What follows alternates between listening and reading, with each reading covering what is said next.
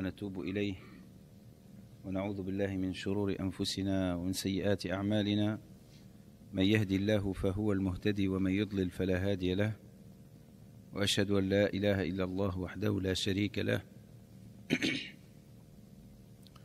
وأشهد أن سيدنا محمدا عبده ورسوله جاء بالحق بشيرا ونذيرا بين يدي الساعة من يطع الله ورسوله فقد رشد ومن يعص الله ورسوله فقد غوى ولن يضر الله شيئا ولن يضر إلا نفسه فأوصيكم ونفسي بتقوى الله تعالى فإن خير ما أوصى به المؤمن أخاه المؤمن تقوى الله واعلموا أن شر الأمور محدثاتها وأن كل محدثة بدعة وأن كل بدعة ضلالة وأن كل ضلالة صاحبها في النار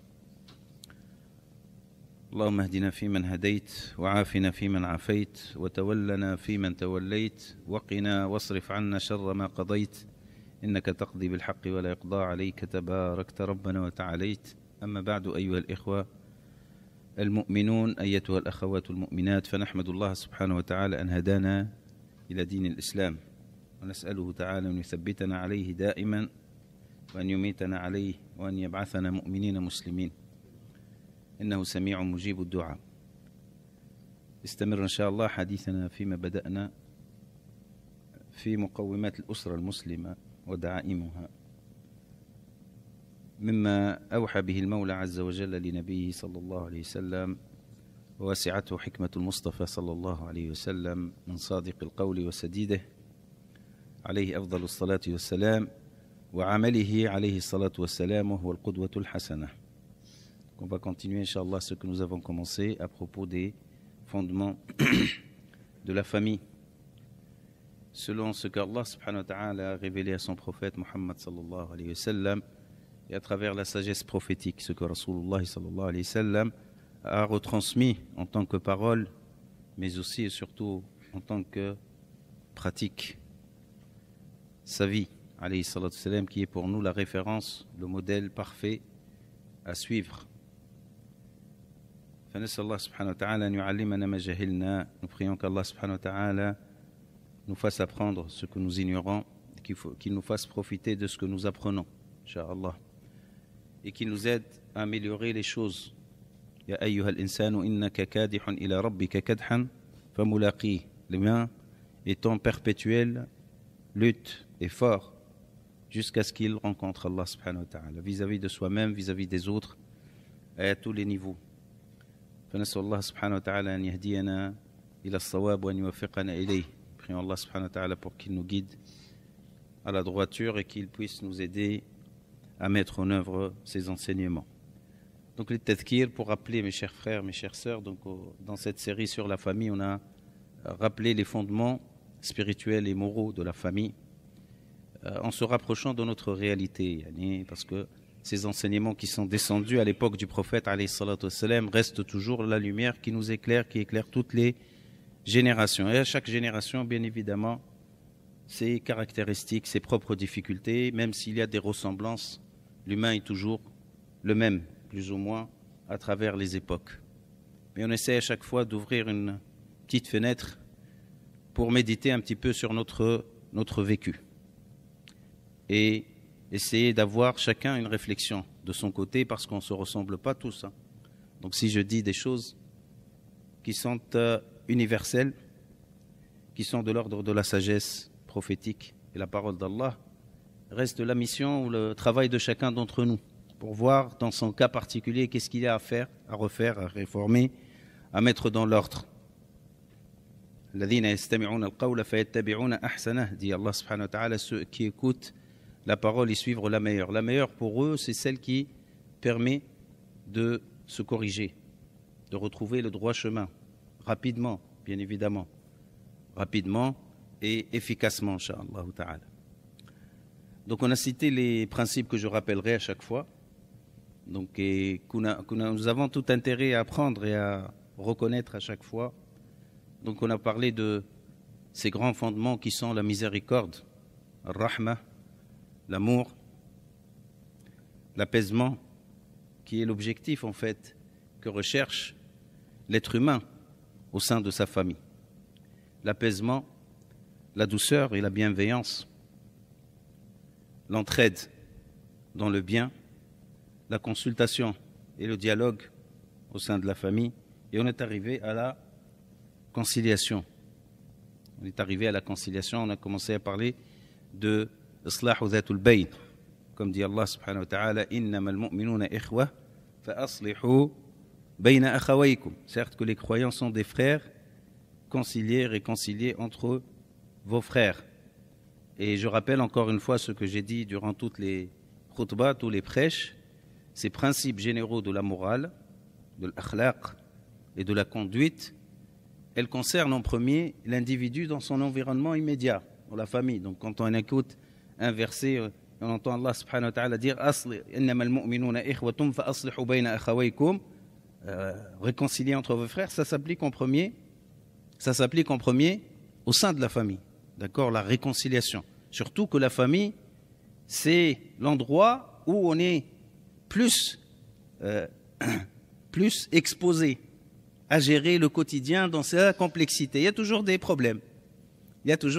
Tant qu'il y a des choix à faire, tant qu'il y a un avis, un contre-avis, un intérêt, un autre intérêt qui peut le contrarier, il y a toujours des conflits.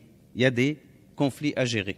Et des fois, ces divergences peuvent ne pas être menées de la manière des façons, donc ils créent des vrais conflits, donc des disputes peut-être, et peuvent prendre une tournure généralement bénigne, donc qui n'est pas destructrice, mais ça peut être grave si on n'arrive pas à tenir les choses et à maîtriser les choses de la bonne manière. D'accord ?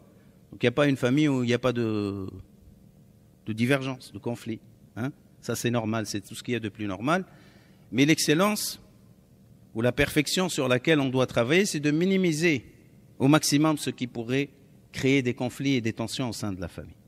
C'est ça, la famille modèle, ce n'est pas celle qui n'a pas de conflits et des tensions. Donc c'est celle qui a le moins. Et quand il y a des conflits, ils sont bien gérés. C'est ça. C'est ce qui fait la qualité d'une famille, d'une assemblée humaine, d'une relation humaine tout court entre deux personnes. D'accord ? Donc, la première des choses, il faut prévenir les conflits. On n'arrive pas jusqu'au conflit.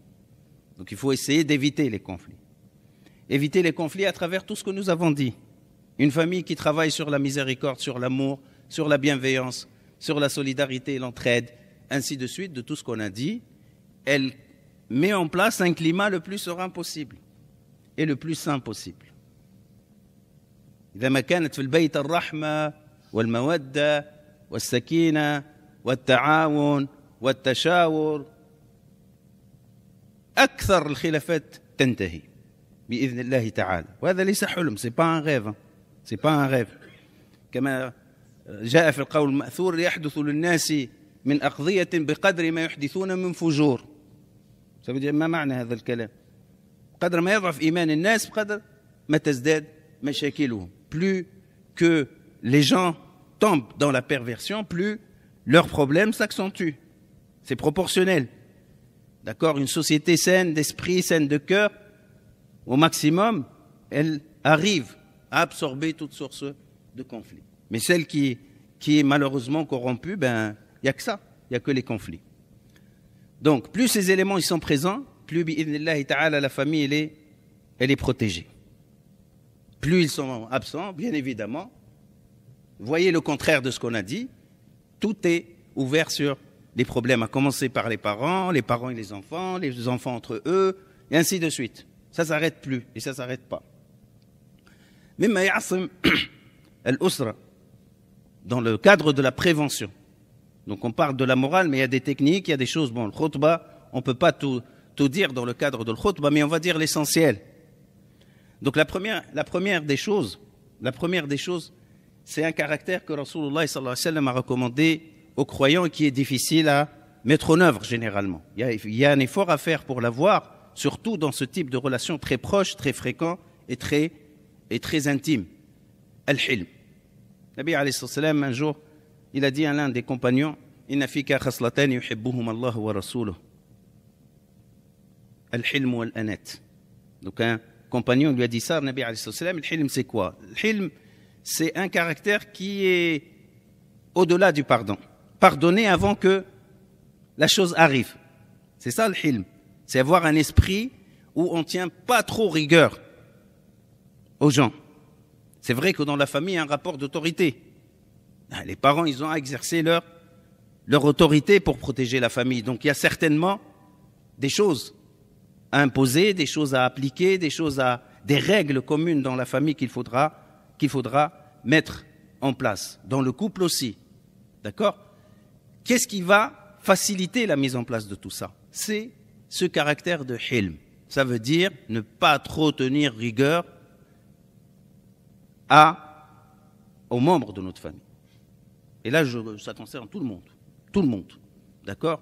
En premier, les parents. Ça, on le dira toujours et tout le temps.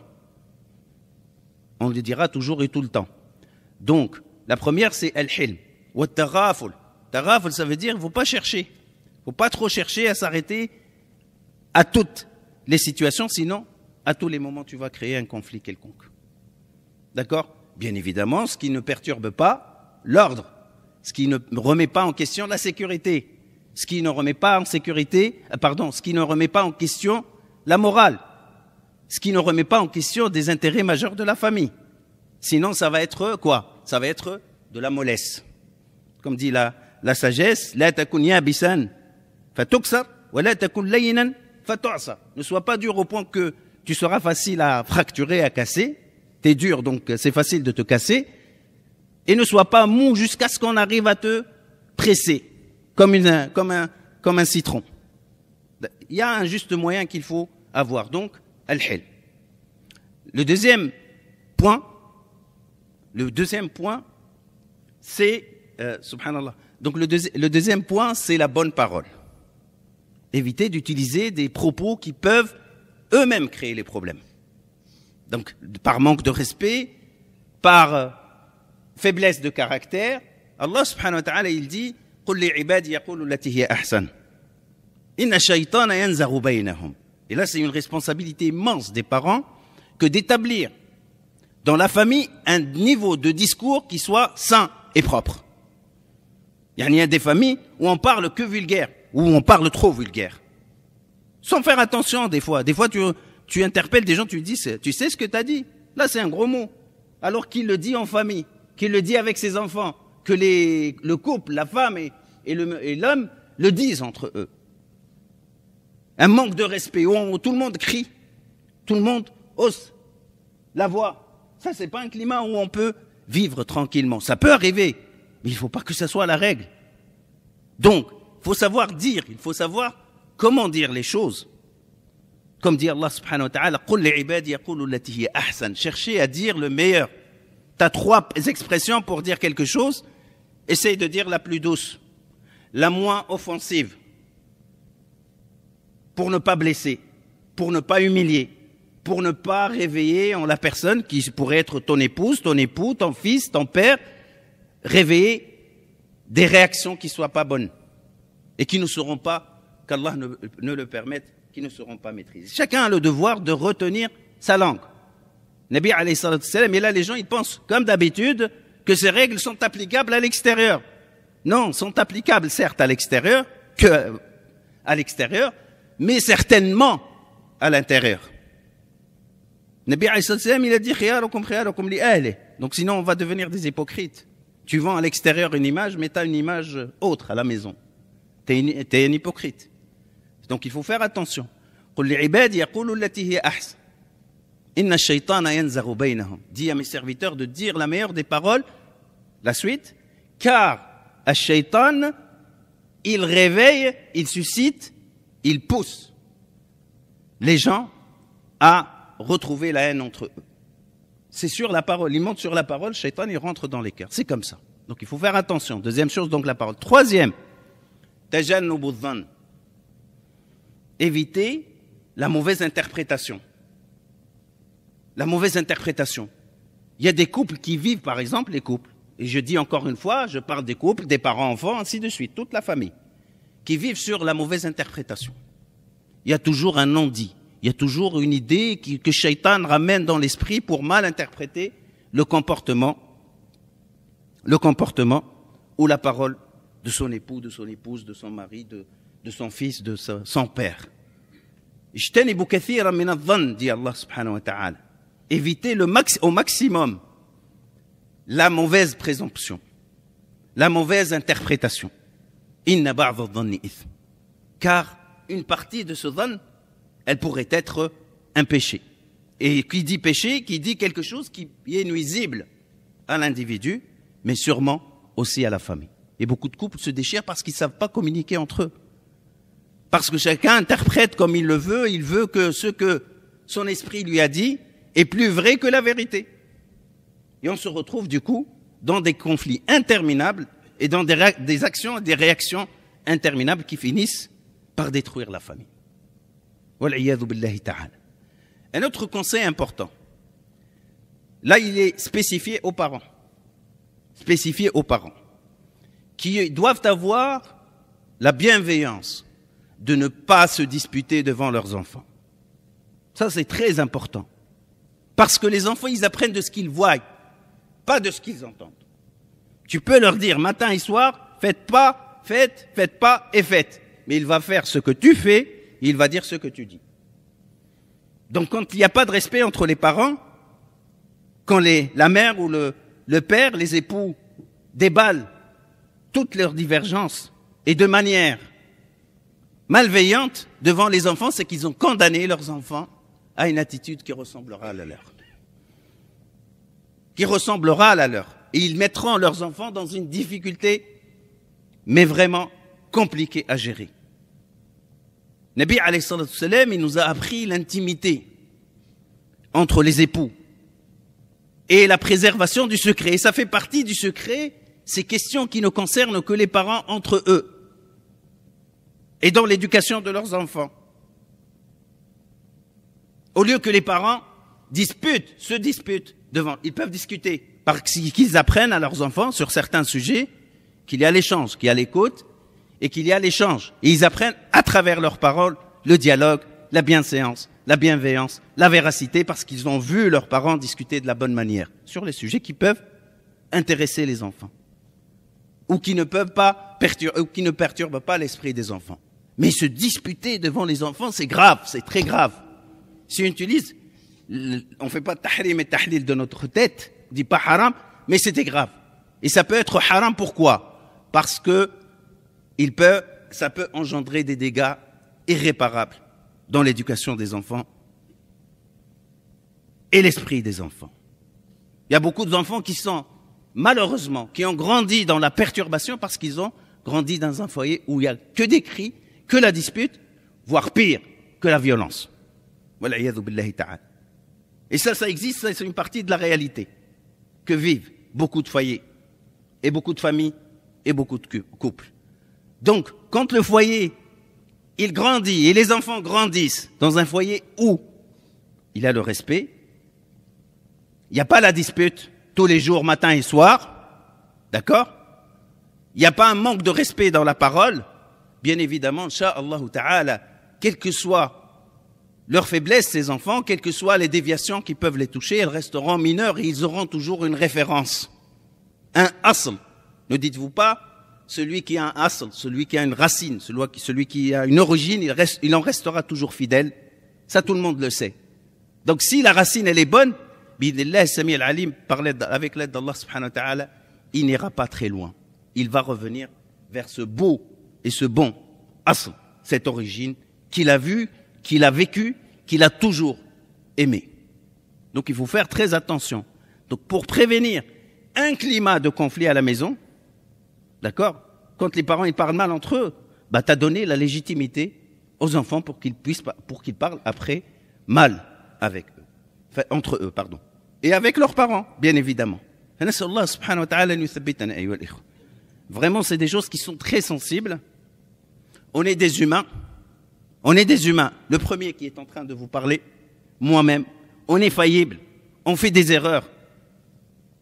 Mais notre capacité qu'Allah subhanahu wa ta'ala nous a appelé à développer, c'est la capacité de se corriger, de se rattraper, de se dire à un certain moment, bon, il faut que ça cesse maintenant. Il faut que ça cesse maintenant. Il ne faut plus continuer sur ce chemin-là. Il y a des couples qui ont fait des mauvais départs. Ils sont toujours sur ce mauvais départ et ça continue. Non, mais tu t'aperçois que tu es dans l'erreur, tu corriges. Et si tu es responsable en tant que mari ou épouse, tu as la responsabilité de corriger la situation. Et je parle aux jeunes, aux plus jeunes qui vont se marier, Inch'Allah ta'ala, qui sachent ça depuis maintenant et qui réfléchissent dessus. Pour que le jour J, ils ne se retrouveront pas, Inch'Allah, qu'Allah subhanahu wa ta'ala ne le permette, qu'ils ne se retrouvent pas dans la difficulté et dans l'irréparable. فنسأل الله سبحانه وتعالى التوفيق والستر والحفظ وأن يهدينا سواء السبيل وأن يجعلنا من الذين يستمعون القول فيتبعون أحسنه إنه سميع مجيب الدعاء. استغفر الله.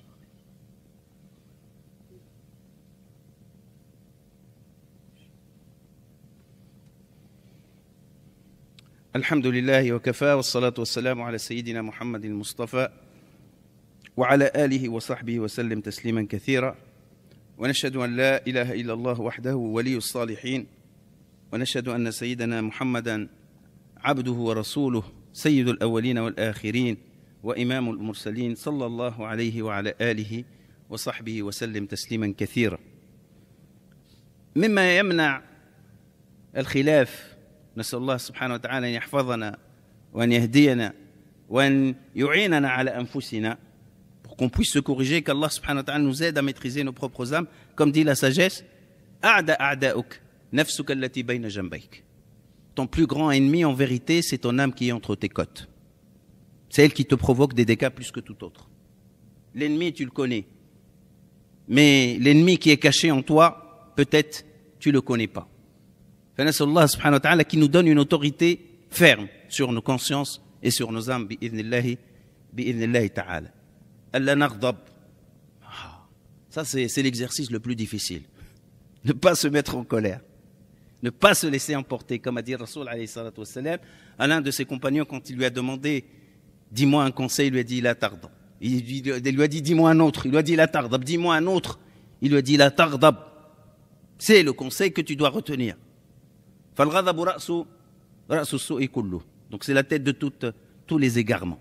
Et on est faible. On est faible. Nous, les humains, on est faible.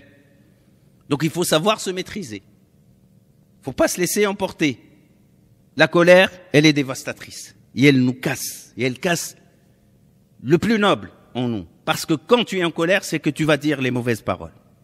Parce que lorsque tu es en colère, c'est là où tu fais les mauvais agissements. Même le Ghazali, rahmatullahi alayhi, il disait, l'homme en colère est dans les pieds du shaitan comme une balle.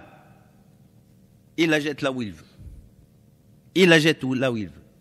Ghadab, ayyuha al-ikhwa. Il faut faire un grand effort pour se maîtriser. Et comme disait un hadith rapporté du prophète, alayhi salatu wassalam, les hommes sont deux catégories, quelques catégories. Il y a ceux qui se mettent rapidement en colère et qui prennent du temps pour revenir de leur colère. Donc ils sont rancuniers, ils gardent dans leur cœur, ils ne laissent pas passer, ainsi de suite. Donc, rapide dans la colère, lent dans le retour, à la normale. Deuxième catégorie, rapide dans la colère, rapide dans le retour. Il s'énerve vite fait, il revient vite fait, en général. Troisième catégorie, lent dans la colère, donc il ne s'énerve pas rapidement, rapide dans le retour. Ça, c'est le meilleur cas. Retenez-le. On ne s'énerve pas facilement, mais on revient facilement. On reconnaît facilement. On demande pardon facilement. On pardonne facilement. Donc la colère, elle prend du temps, mais le retour à la normale est très rapide. Quatrième catégorie, vous pouvez la deviner. Il est lent, il prend son temps avant de se mettre en colère, mais il est encore trop lent pour revenir à la normale. Nabi alayhi salam, il a dit, soyez le troisième. Donc on est tous fauteurs, on s'énerve plus rapidement des fois. Hein? On est des fois dans ces quatre catégories en même temps. Hein? Donc celle qu'il faudra bien travailler, c'est de garder son sang-froid au maximum jusqu'à ce que l'humain se réveille en nous. Et quand il se réveille, il faut que ça se fasse de manière contrôlée et puis le retour à la normale soit le plus rapide possible. Donc ça, c'est des éléments qui concernent la prévention des conflits, parce qu'il vaut mieux prévenir que guérir. Donc on cite ce qui est prévention, avant de citer ce qui est curatif, ce qui répare les dégâts. Nas'Allah subhanahu wa ta'ala an yahfadhana wa iyyakum. Il y a plusieurs demandes de dua qui nous sont arrivées aujourd'hui. Dans l'un sur 2 décès, un frère qui a perdu son frère au bled, rahmatullahi alayh, donc il est rentré, il est mort au bled, nas'Allah subhanahu wa ta'ala an yarhamahu.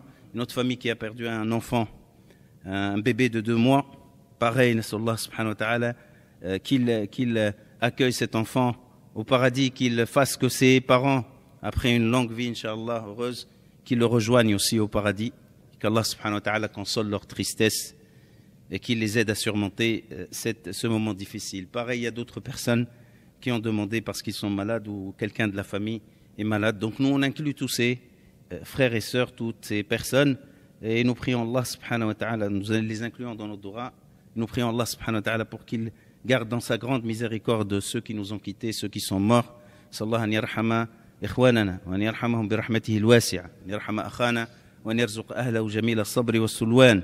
وأن يرحم هذا وأن يتقبل في جناته هذا الطفل وأن يصبر أبويه. Qu'Allah subhanahu wa ta'ala donne la patience aux parents de l'enfant qui est décédé et qu'il accueille dans sa miséricorde notre frère qui est mort, rahmatullahi alayhi. Que les familles soient couvertes, incha'Allah, par l'apaisement, as-sakina, wal-rida, et l'acceptation du décret d'Allah subhanahu wa ta'ala. Et que ceux qui sont malades, qu'Allah subhanahu wa ta'ala puisse soulager leurs souffrances. Sallallahu alayhi wa shifa. Qu'il puisse leur donner aussi la patience, parce que la maladie est une épreuve. Allah subhanahu wa ta'ala an yuqawwiya sabrahum wa an yuthabbitahum wa an yarzuqahum ar-ridha bi qada'illahi wa qadarihi. Donc Allah subhanahu wa ta'ala, nous prions Allah subhanahu wa ta'ala pour qu'il les guérisse, qu'il les console, qu'il les soutienne, qu'il leur donne la patience et l'acceptation de son décret, et qu'il guérisse tous ceux qui sont malades parmi nous ici présents et ceux qui sont présents et ceux qui sont absents. Wa an yarhama jami'a mawta al-muslimin wa yarhama shuhada'a المسلمين إنه سميع مجيب الدعاء. اللهم اغفر لنا وارحمنا وعافنا واعف عنا وتوفنا وانت راض عنا. نسألك اللهم الهدى ونسألك التقى ونسألك العفاف والغنى عن الناس. اللهم تقبلنا عندك في الصالحين واجعلنا من عبادك المؤمنين.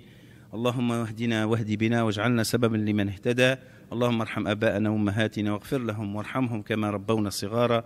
اللهم رب اجزهم بالإحسان إحسانا وبالسيئات عفوا وغفرانا برحمتك يا أرحم الراحمين. وصلى الله على سيدنا محمد وعلى آله وصحبه أجمعين. عباد الله، إن الله يأمر بالعدل والإحسان وإيتاء ذي القربى وينهى عن الفحشاء والمنكر والبغي يعظكم لعلكم تذكرون. فاذكروا الله العظيم يذكركم واشكروه على نعمه يزدكم ولذكر الله أكبر والله يعلم ما تصنعون. وقوموا إلى الصلاة يرحمني ويرحمكم الله.